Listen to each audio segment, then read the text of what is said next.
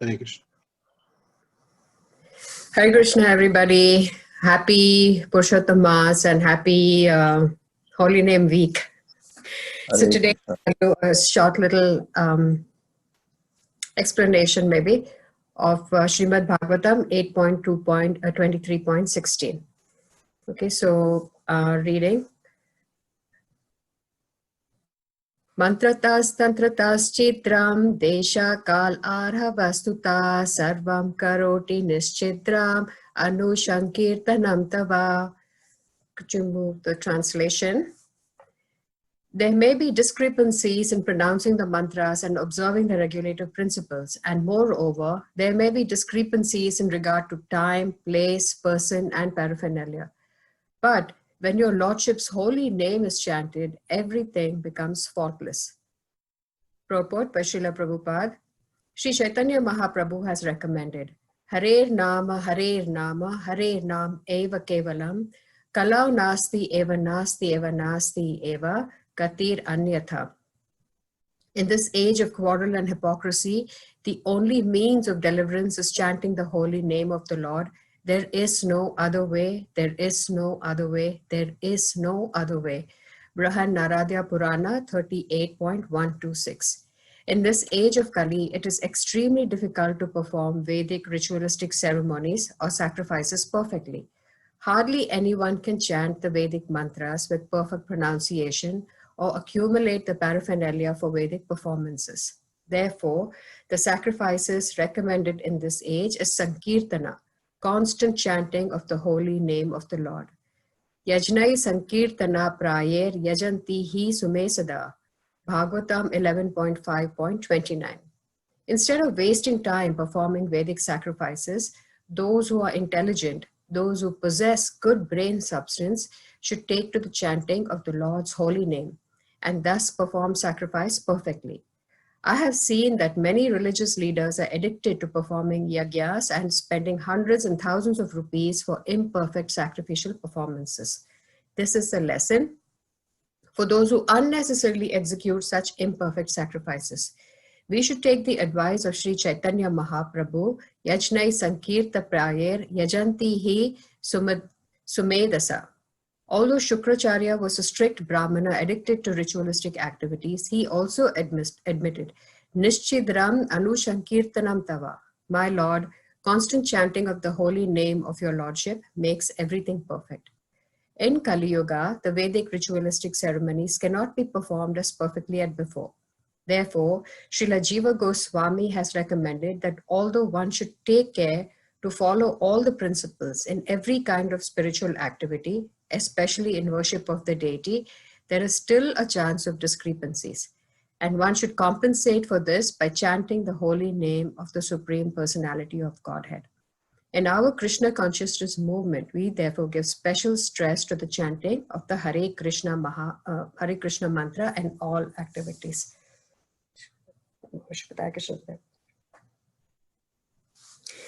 So, we all know how important chanting is.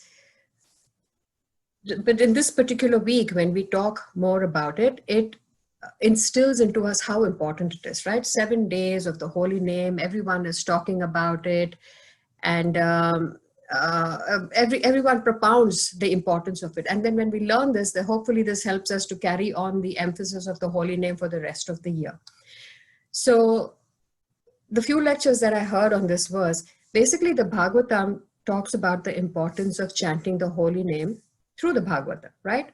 So like even the 7 days of verses that have been selected for our Holy Name Week, there's a verse that begins at the beginning of the Bhagavatam, there are a few in the middle, and there are a few that end. So the Bhagavatam propounds the chanting of the holy name anyways. So the few verses that we've selected, right? Let's take the verse that we have today, for instance, where it talks about sacrificial yagyas. Performing yagyas, all of us kind of may have grown up with it, some way or the other in India. You go to a temple, even at home. I remember my dad used to always have pujaris come and perform some kind of yagyas and things like that. But that is absolutely not recommended for this age. Because to have yagyas, you need to have the proper place, time, people, paraphernalia, everything has to be perfect. And you know, in Kali Yuga, how hard that is. Let's take, for example, just this fact that Nanda Maharaj, after this whole Govardhan thing was over and all that, um, a couple of days later, there was Ekadashi. So Nanda Maharaj fasted the whole day for Ekadashi, and the next day in the morning, he went into the Yamuna um, to take his bath, because he thought that was the breakfast time, that was a fast breaking time. So he said, let me break the Ekadashi fast by taking a bath in the Yamuna for Dwadashi. The minute he went into the Yamuna, Varuna's soldiers came, they grabbed him and they took him to Varuna. They said, you broke the fast at the wrong time. Imagine someone like Nanda Maharaj, okay, who is so particular about all these things. He missed the Dwadashi time just by a little, and Varuna's men came and captured him and took him to Varuna, saying that you broke it at the wrong time. Of course, there's the whole Leela behind this, that, you know, Varuna wanted to see Krishna and that was his pastime. But the point they're trying to make is that even someone as exalted as Nanda Maharaj makes mistakes with the time. Okay, then let's talk about places. We have to have a pure, sanctified place to do a yagya. So for instance, even in Vrindavan, when they want to try and do sacrifices, they'll mark off a place, right? They'll mark off a place and they'll say, okay, we're going to do the yagya here. Pour water to clean it. And then take cow dung to smear that whole place with cow dung so that the whole place is purified. And then what they do, they'll mark it off with ribbons and they'll mark it off with all kinds of things so that people don't walk over it accidentally, people don't throw things, spitting, you know, people love to do those kind of things over there. But most importantly, and then they'll cover that, protect all that place, and they'll go to sleep, getting ready for next morning. As guess what happens? The dogs run all over it. There's so many dogs that the dogs run all over it, and the next day morning they're scrambling to try and, you know, clean the place again, re-sanctify it, get some more cow dung and all that stuff. So the point that they're trying to make is that in Kali Yuga, it's to perform yagya, you have to have so many principles right, but in Kali Yuga it's very hard. So what Chaitanya Mahaprabhu says is that for Kali Yuga, chanting of the holy name is the easiest and the most important. Okay, for instance, we've all heard it's the Kali Yuga is the age of quarrel, and Kali Yuga is an ocean of misery, right? Kali Yuga is supposed to be the ocean of misery. But even in the ocean of misery, you find some very, very precious jewels. Exactly like that, in Kali Yuga, there is one precious jewel, one very, very precious jewel that Chaitanya Mahaprabhu has given us.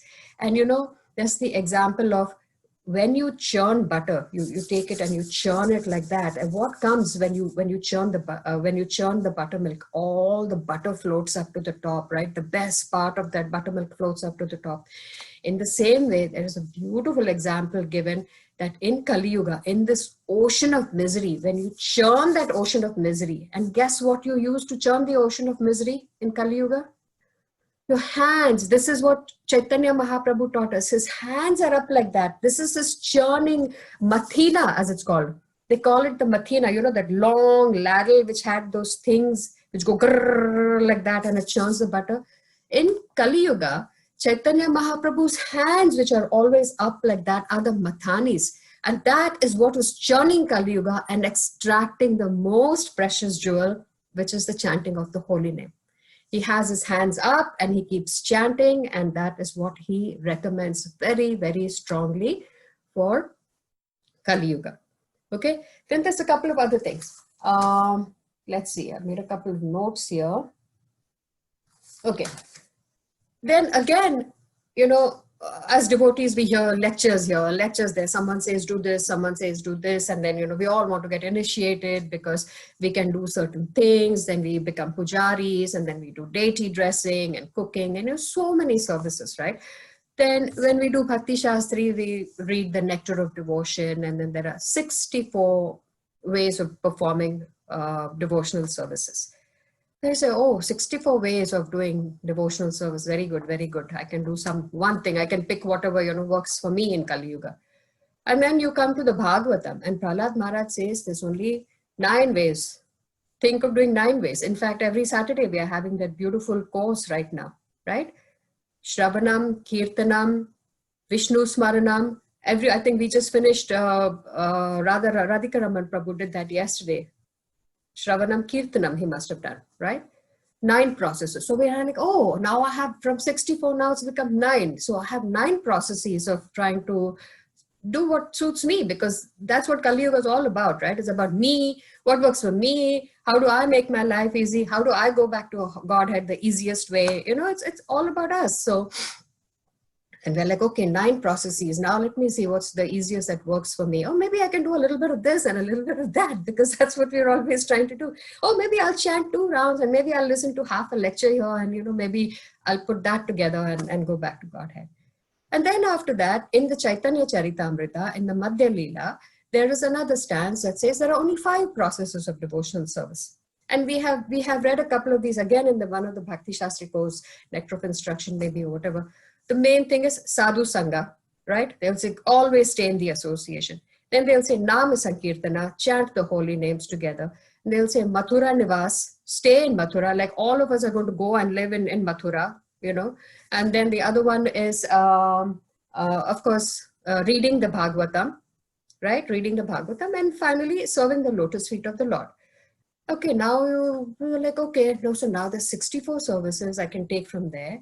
And then Prahlad Maharaj says 9. And then in the Chaitanya Charitamrita, there's 5. So now I'm like a little confused, either I decide or then I have to figure out, go to my Guru Maharaj and say, what's the best for me? And maybe my Guru Maharaj will say, okay, this is my instruction to you. Like, like Srila Prabhupada Maharaj said, go and spread it in the English world. Then we'll say, oh, maybe I should wait for instructions from my Guru Maharaj. That's the service I should take up, right? So there's all these things going up. But to clarify all this, there's this beautiful story of Sarvabhaum Bhattacharya in the Chaitanya Charitamrita, right? So when Chaitanya Mahaprabhu goes to Jagannath Puri, beautiful, beautiful temple in Jagannath Puri, he goes there and he sees the beautiful form of the Lord and he faints. Now, of course, there is Sarvabhaum Bhattacharya over there, and Sarvabhaum Bhattacharya is not only the dean of Sanskrit for the whole state, but he's also a very great logician. So he's got his brain working on one side, and he's got his heart working on one side, the spiritual and the logician part of it. And he looks at Chaitanya Mahaprabhu, and obviously he's very skeptical. He's like, oh, is this another one of those pretenders who comes and pretends that they are in love with Jagannath Puri and just faints or whatever? Anyway, he takes him home, takes care of him, and then for days they have a beautiful, beautiful conversation, because he is an impersonalist. Sarvabhaum Bhattacharya is an impersonalist. He doesn't believe in the persona of God, the beautiful form of the Lord, although he's there at the Jagannath Puri temple. So they have many wonderful discussions. And at the end of the whole thing, of course, Chaitanya Mahaprabhu keeps quiet for the first 7 days and he listens to the whole thing. And then when it's Sarvabhaum Bhattacharya asks him, do you even understand what I'm saying? And then Chaitanya Mahaprabhu starts talking, and he basically changes the mind of Sarvabhaum Bhattacharya to such an extent that he becomes one of his greatest devotees, right? So this goes on, and then finally it's time for Chaitanya Mahaprabhu to leave, and he leaves and he goes to the temple, and now Sarvabhaum Bhattacharya has become a devotee, right? So he goes to Chaitanya Mahaprabhu and he says, of all the things that we have spoken about, of everything that you have advised and of all the things that I have heard from you, give me the one thing that is the most important form of devotional service. Sarvabhaum Bhattacharya is asking Chaitanya Mahaprabhu this.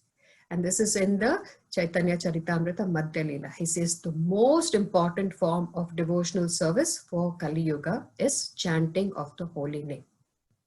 Okay? It's right there. It's written there for us. For all of us, the skeptics, the cynicals of Kali Yuga, we all want to know, oh, no, I read this book and this book says this, I read this book. So it all culminates to one thing. Now, does that mean that by chanting the holy name, you don't need to do anything else? No.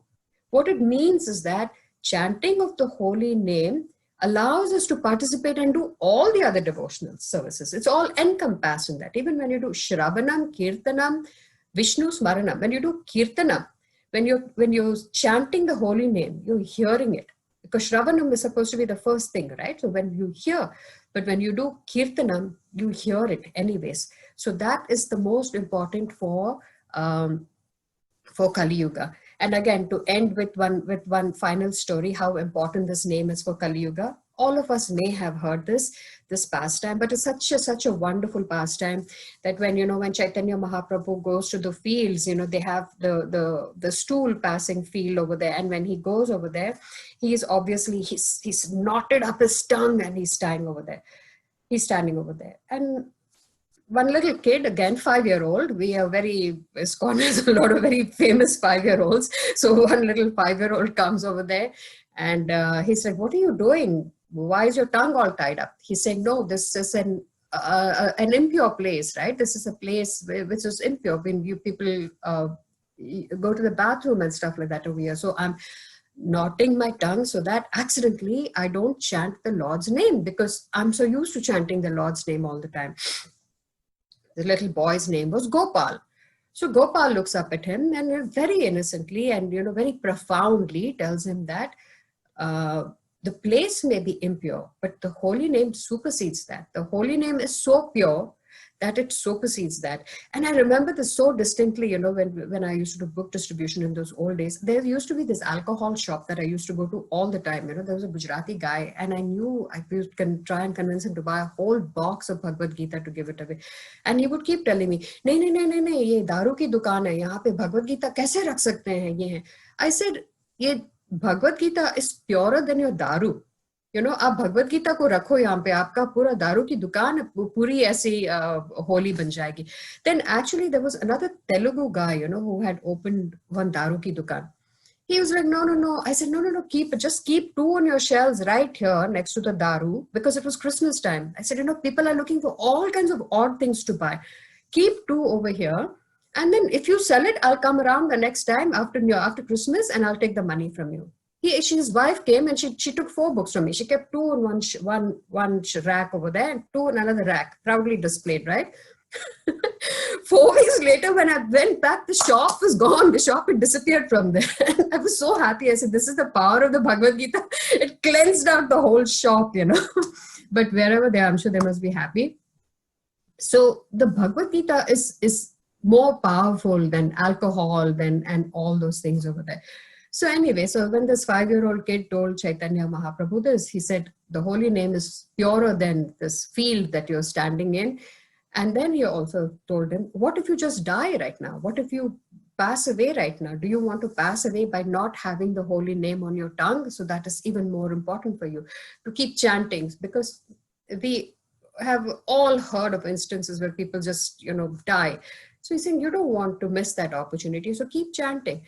So then Chaitanya Mahaprabhu puts his hand on the little boy's head and he says, Gopal, you are not just a 5-year-old Gopal, you are Gopal Guru, because you have taught me the most important thing about the holy name. Of course, this was a Leela and all that, and we keep talking about this all the time in ISKCON, because it's such a wonderful, wonderful Leela.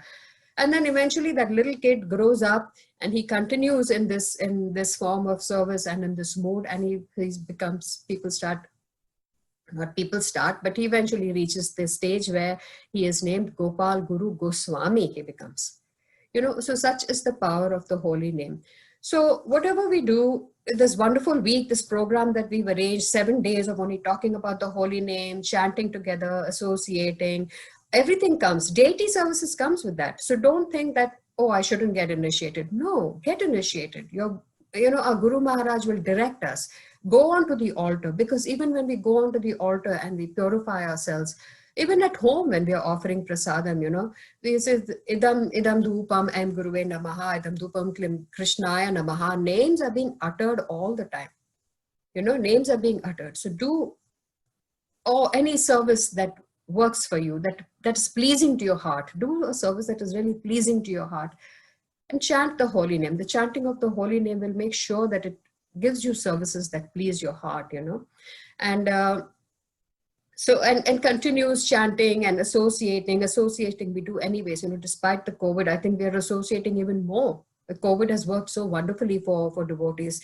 We are always constantly on the Zoom, constantly talking, looking at each other. We have such a close relationship, I feel, over this. It's actually closer sitting here on Zoom and talking to you people. I feel like I'm actually in your home, or I feel you're here with me. So those were the things I had about the holy name. And if you have any questions, please.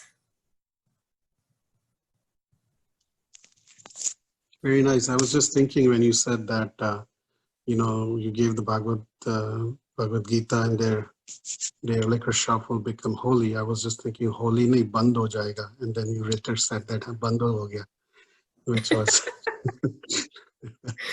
which is so true. It basically leads one in the right direction. Yeah. Yeah. Mataji, you made it go from high spirit to Holy Spirit. Yeah, you're right. Very nice. Thank you. Wonderful class. Thank you so much. Lovely. Thank you, pastime. Prabhu. Thank you. Thank you. Thank you. We owe you a visit very soon, I know. Yes, my beautiful deities are waiting for all of you. Please come. I can bring them into know. the backyard if you're not comfortable coming to the house. They No, we are very comfortable. deities. We had Ganesh at our house and we are very open. Don't worry. And I go to the city every day, Mataji, so it's okay. Oh, there you go. There you go. Yeah, I'm pretty acclimatized. Yeah. Fantastic. One nice. little habit I read about Amendra Prabhu's lecture, that he did say that when you're chanting in the morning and then you need to go to the restroom, you should at least take a bath after that. And I think that's an important just paying respect to your bead bag, right? I guess that should be implemented. All right, but the rest is beautiful. So makes you feel good. that thing, I'm glad he brought that up right now, because that is something that we learn when we get initiated, the first time and stuff like that. But if it's a practice that we begin from right now, it's such a wonderful practice to continue, doing that. It's really, it's very nice. Yeah, it does sometimes delay the whole, that 2.5 hours you want to finish. Once it's okay. Finish. Yeah. All right, Mataji, fantastic. Again, no more Hare questions. Krishna. Thank you. Actually, even apart from, even if one is not chanting, the standard cleanliness is one of the 4 pillars of religion. Correct. Right? And because cleanliness is gone, right? Cleanliness not being there is a result of also illicit sex. Correct. Yeah. It's related. So cleanliness is one of the pillars, austerities another pillar. So even just a normal habit, because I know, at least I'll speak for myself, we grew up with, getting up in the morning and of course doing a brush and then your glass of milk and exercising or whatever else, or reading a newspaper, and then the breakfast, and then in the afternoon, or many families even today, afternoon or late afternoon, then they take shower. But Prabhupada taught us that no, every time you go to toilet, at least pass your stool, we must, and we feel it. Once those who once start doing it, they feel it, that when you don't, they just feel so impure throughout the day. Correct. So, and it's quick showers, not like so that is a standard, and especially one is visiting the temple, and true. So that's so important. Yeah. And what else? I was going to have a 20-minute call, like maybe at around noonish or so, with all those who are on the japa call or leading japa calls, and just kind of quick, 2 minutes, share their realizations. We have a whole month to go for chanting. So we need to keep up that momentum, that enthusiasm, encourage more and more devotees, right? In the morning, this is the month, this is the month. I mean, if not now, when? Right? So we want to try and encourage devotees to join at least for 10 minutes, 15 minutes, 20 minutes, full hour, 2 hours, whatever it is, but at least some rounds in the morning. Because if we don't encourage and push and pull each other, we want to. That's why this song, Nityananda, Lord Nityananda is going around Chaitanya Mahaprabhu's Jeev Jago. I want somebody to wake me up. If I don't have somebody to wake me up, it's actually a very sad thing that there's nobody I have in my life who's going to push me when I'm down. I want some devotees to kind of come pull me, encourage me in a good, positive way. So we want to encourage. So I'm going to have a 20-minute call where we'll share our realization.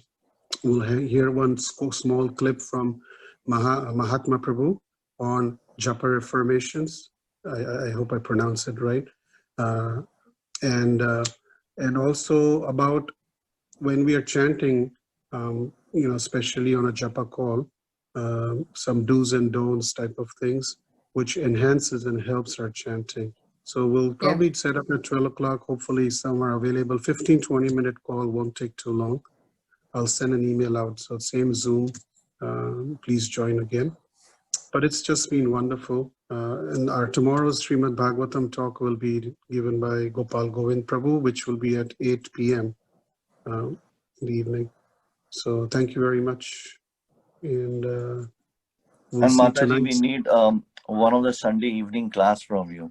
Again, there's so much energy in your conversation, and you kind of mix, and you do mix a lot of ages. If tomorrow a lot of young people also hearing, they will be able to pick up a lot more. So thank you again. Hare Krishna. Thank you very much, Prabhu. Hare Krishna, Mataji. Oh, Haribol, Rukmavati Mataji, Haribol. Yeah, Hare Krishna, Mataji. I have a question. It is said in the 10 offenses that one of the offenses to instruct a faithless person about the glories of the holy name. So while preaching, then how do we understand it? So can you please elaborate? Yeah. Mataji, that is such a fantastic question. It's really that question used to bother me a lot, right? Because when we go book distributing, we are like, we're just standing there at random, everyone who walks by, and we are giving them. And sometimes we say, come, come, come, come. We bring them inside and then we make them chant. And then we're like, oh my God, am I doing one of these offenses? This person is really not interested. Let's talk about the Hoboken Street Fair, right? Where most of us have been there at one time or another. People are walking by and we say, come, come, come, sit. Some people just come and sit because it's so hot. And they say, we give them a bead in their hand and we say, chant. The lady is interested. The man is standing there with all kinds of cynical expressions on his face. And he's like, who are these weirdos, asking us to chant and giving us the Sanskrit stuff.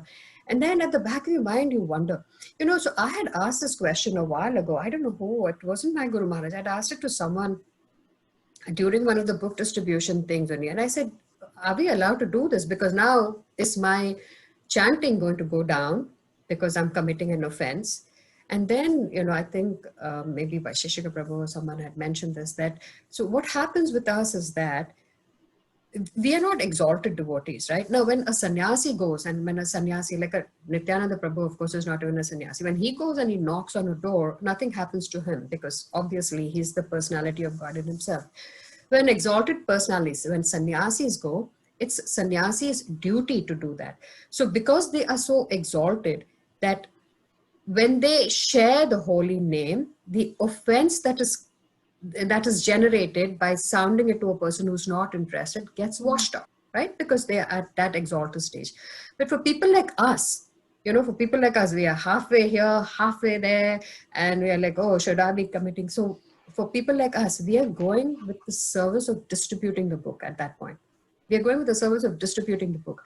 In the process of distributing the book, we are chanting the holy name. So the offense doesn't come on us because we are not trying to preach to that person, hey, listen, you have to do this or whatever. No. So, and that's a really brilliant question because it always used to bother me. So when we go book distributing and we are chanting the holy name, the name is heard by everyone, people who are not interested, people who are turning around and laughing at us and saying, hey, look at those crazy Hare Krishnas or whatever the case is. At that time, it's not an offense because we are not preaching per se. We are going and we're just distributing the holy name. Like even when we go for the Rath Yatra, the holy name is being spread out. We're chanting the holy name for everyone, for the trees, for the bees, for the mosquitoes, for everyone to hear. That's how we are chanting the holy name. So you can be rest assured. But again, now there are many instances, right? Like I have a lot of friends who are just totally not interested. They're like this, this crazy woman got into this and is doing all these things. But I have to be very careful that I don't take my preaching to them. I keep very quiet about it. They'll call me, oh, Mataji is here, this one is here. They keep teasing me and stuff like that. And I leave it at that. And I join with them, and I have a good laugh and stuff like that. I never preach to them because at that point, if I say something, they can turn around and they can offend the holy name. That is not a good thing.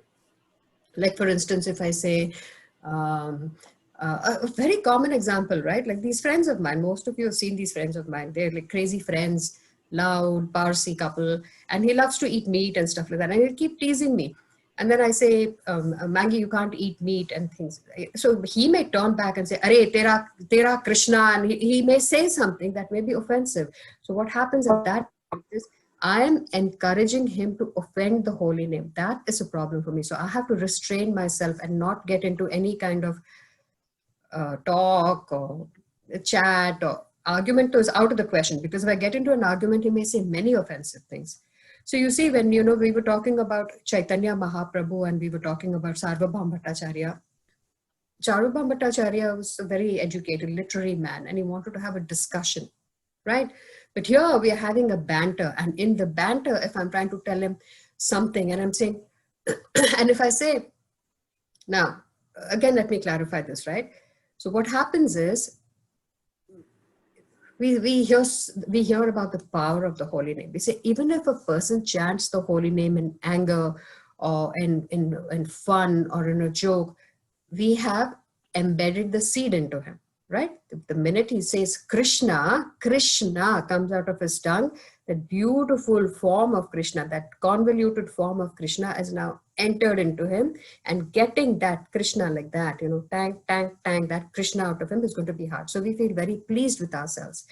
Again, that is at a very higher level, that people like Kamsa, who could continue to hate Krishna, Shishupal, who continued to blaspheme Krishna, could get away with it. But we have to be very careful at our level that we don't get into discussions and we don't get into arguments where we allow people to blaspheme the holy name of the Lord. That we have to be careful of. Did that answer your question, Mataji? Yes, Mataji. Thank you so much. I would just like to add that the key word in that offense is the word instruct. We can only instruct somebody once we have some relationship, or we want to tell them something more than can you chant. Right? Can you chant? You can stand and all day long tell somebody, can you chant? Once there is some communication, some connection, then we start instructing. This is how you hold the bead. This is how the importance of the holy name. And then that instruction part, just like in a Shiksha Guru, the Shiksha Guru instructs the person, another devotee. Until then, anybody who comes to the temple, we welcome them. We tell them this is a program, this is what will happen. We are not instructing them yet. So that is one point to remember. And even if we were, then we have to remember what is the next Acharya, the last Acharya in line has told us to do. So even if there is an offense, but the last Acharya comes and says, okay, do this, that is what we follow, because the Acharya is following the instructions of the spiritual master. And the Acharya, according to time, place, and circumstance, alters the instruction because that is the need of the hour. So one cannot say, okay, you know what, I'm not going to preach anymore because this is the offense mentioned. And but Prabhupada told us, and his disciples have instructed us to go out and preach.